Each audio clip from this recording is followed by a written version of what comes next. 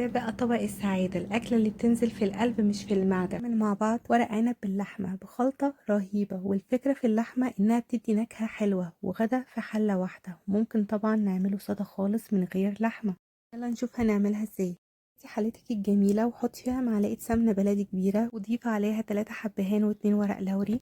صفحي اللحمة من كل جانب وضيفي عليهم رشة ملح ورشة فلفل أسود.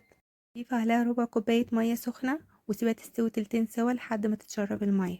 دلوقتي نجهز خلطة المحشي. ننزل بالرز مغسول ومتصفي وعليهم صلصة المحشي عملناها مع بعض قبل كده، التوابل المكتوبة قدامكم على الشاشة. ننزل عليهم ب3 اخوات شبت وبقدونس وكزبرة، معلقة من هريسة الشطة، ومعانا المكون السحري اللي هيخلي طعم المحشي في حتة تانية، ألا وهي معلقة من الثوم ومعلقة من النعناع.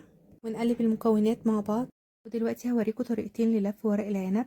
الورقة بيبقى فيها ناحية خشنة وناحية ناعمة. هنحط الرز على الناحية الخشنة ونطبقها يمين شمال ونلف كده. ودي الطريقة المفضلة ليا. الطريقة التانية للمبتدئين، بنجيب ورقة العنب ونحطها على الكاتنج بورد ونحط فيها شوية رز ونطبقها يمين شمال، وبعد كده رول بالشكل ده.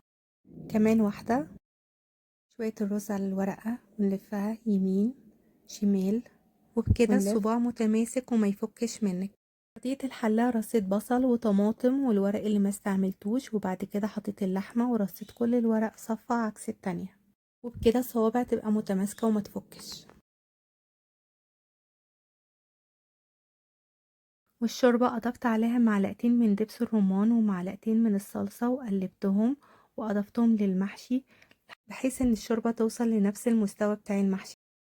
احط طبق عليها او غطا علشان ما تفكش اثناء الغليان. اسيب المحشي يغلي ربع ساعة على نار عالية، وبعد كده اهدي النار لمدة ساعة او ساعة ونص، واتابعه في اخر ربع ساعة.